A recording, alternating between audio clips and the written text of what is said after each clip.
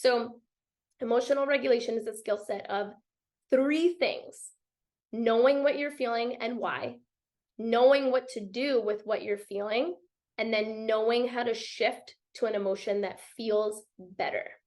So one thing that I'm going to teach you today is how to surf your emotions.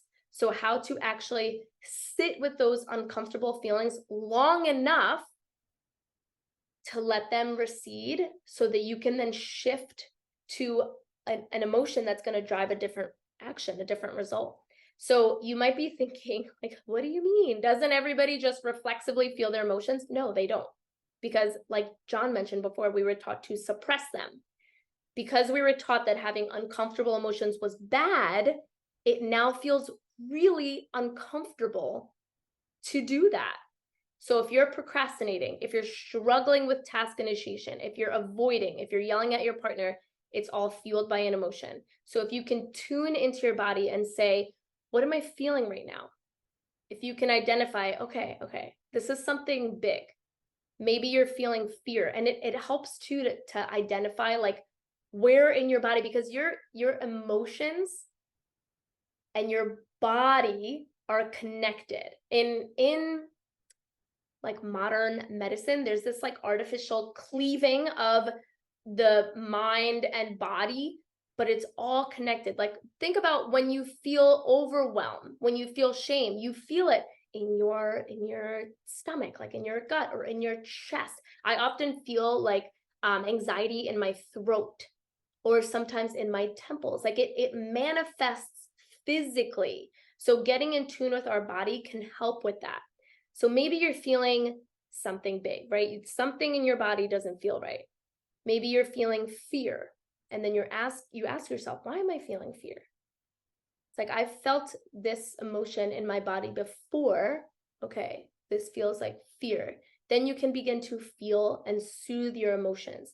Then you'll be able to take action, to stop procrastinating, to give yourself what you really need. So I want to walk you through this tool, Surf. So as a group, wherever you are in the world, in the country, I want you to just begin to create a little bit of safety for yourself. So acknowledge that it is really difficult to feel your emotions. You might be feeling hypervigilant. You might be feeling unsafe.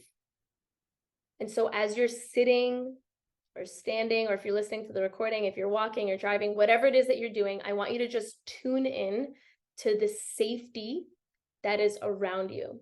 So for me, this looks like planting both of my feet on the floor and then like kind of wiggling my toes and just taking note of my surroundings. Okay, I'm sitting in my office. There are people watching me right now, but they're friends, they're not foes. I can hear my husband, on a call in the background. I can feel, I can see the sun outside. I'm safe. Okay, oh, there's my timer. Okay.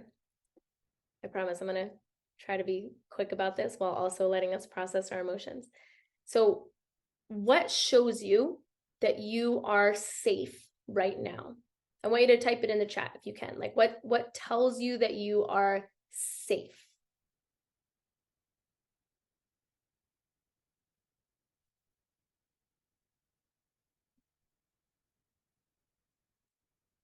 Juliana said, it resonates so good with what my Zen teacher taught us yesterday. I suggest the book Ordinary Wonder from I'm going to copy that, Juliana, and then put it.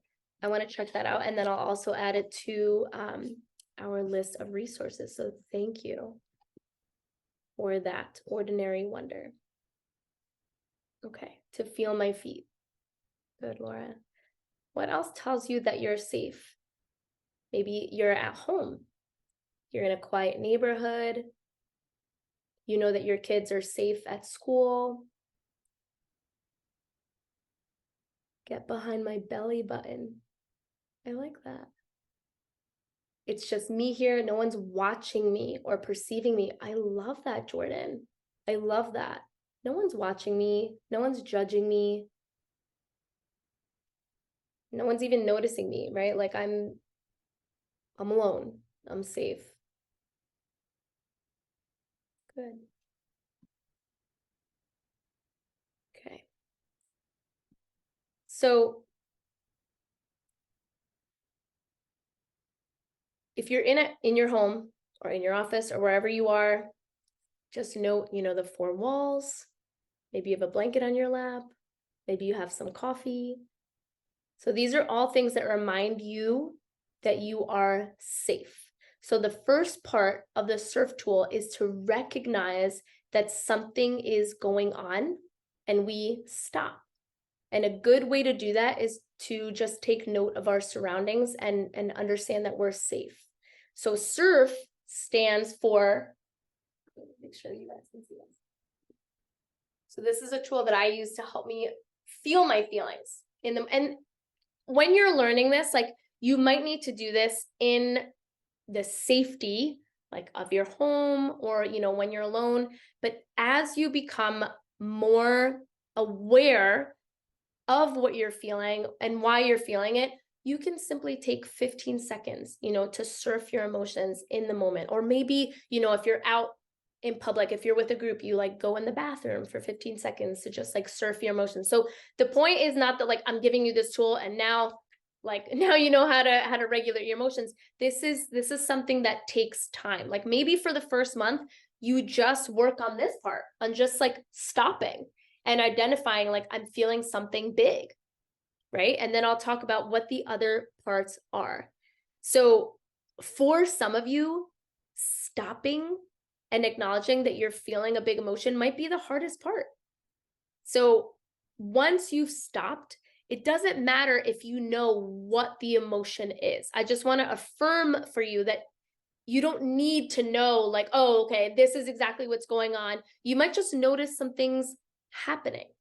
So we're going to stop. The first part of this is to stop. And then you're going to let the emotion unfold.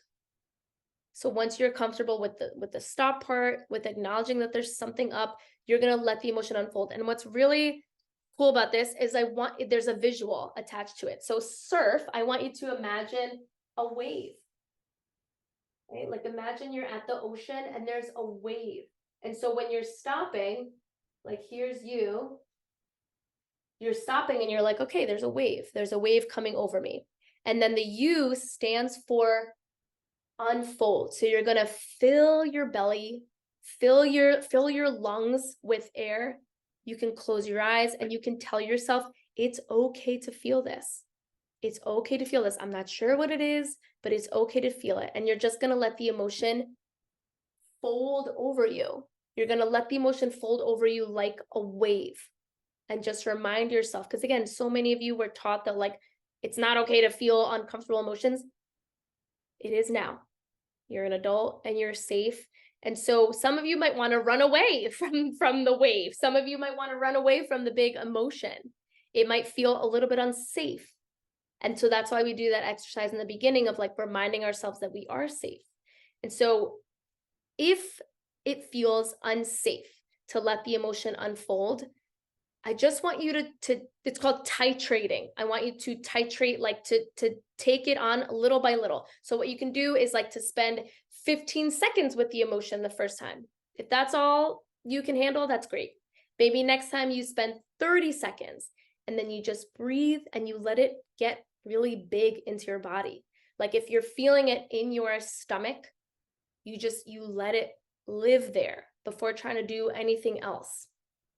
And you can say like, okay, this is coming up. It's okay that it's here. You're allowed to feel this. And you're allowed to feel your big emotion. So once that emotion is really unfolding over you, it's important to remember that the thing that caused the emotion in the first place, so the thoughts and that the beliefs that were happening. So we're trying to, again, without trying to identify what the emotion is, just try to unpack like, okay, what was the trigger? What was the trigger for this? So we let the emotion unfold, we allow it to be in our body, and we recognize like it doesn't feel good. It could be something like vulnerability, or it might be dread. But again, just remind yourself that you are safe. It's okay to be here, and let that emotion expand. Create space for you to hold the fullness of that emotion. And we're not reacting, we're not responding, we're not resisting. Sometimes when we don't allow ourselves to feel an uncomfortable emotion, we try to throw it at somebody else. And what that looks like is yelling, screaming, writing a mean email, right? How many of us have written some emails that we regret, or we've yelled something at a partner or at a child? It's because we were not taught to sit with our uncomfortable emotions. And so we want to throw it at somebody else. We want to solve for it. If we're feeling embarrassed about something that we make, we might turn that embarrassment into anger. Well, I wouldn't have done that if you hadn't done X. So I'm going to throw it at somebody else. And we never process the embarrassment. And these are all things that are like normal human actions. Awesome. It's like letting the wave wash over you rather than fighting against it. That's exactly right. That's exactly right. So even just like for a minute or two. And so what ends up happening, and this is the part that's like hard to believe, because it's like, that's it, that's all we have to do. But when we can create space for the emotion, it will start to recede. So that's the R in surf, is it stands for recede. So just like a wave, it will crash over you and then it will go back into the ocean. That's the irony of this, is like, if we were just taught to sit with uncomfortable feelings rather than try to push them away or solve for them, we can actually move on so much more quickly. Like if we give ourselves the time and the space to process them, they do recede. Because it's almost like when you can, like, have you ever heard the expression like name it to tame it? Like if you don't know what it is that's bothering you, it feels so much bigger. But if you can sit with that uncomfortable emotion and you can understand that that's what you're feeling, it's like, okay, this is what I'm feeling. This is why I'm feeling it. It does recede. And so the part of this that, like, requires the most work is sitting in this space long enough to let it recede. But obviously we have to move on with our day. We have things to do. And so that's why I'm saying, like, in the beginning, if maybe you can do this part for 15 seconds and then you can increase it to 2 minutes or 10 minutes. Like I was practicing this a lot yesterday because I was, I was overwhelmed. I felt like I had a lot to do to get ready for this today. I was nervous. I was going to be like public speaking. I was going to be in front of a lot of people. So I was like anxious. I was anxious about it. And then that coupled with everything going on in the news, I mean, like it's unavoidable. And then the images that you're seeing are so graphic, and the things that you're reading, like it was like these two things created the perfect storm. And I was procrastinating for the morning. And what helped me was surfing my emotions, was going outside and just like sitting in the sun and being barefoot in the grass and like reminding myself that I am safe.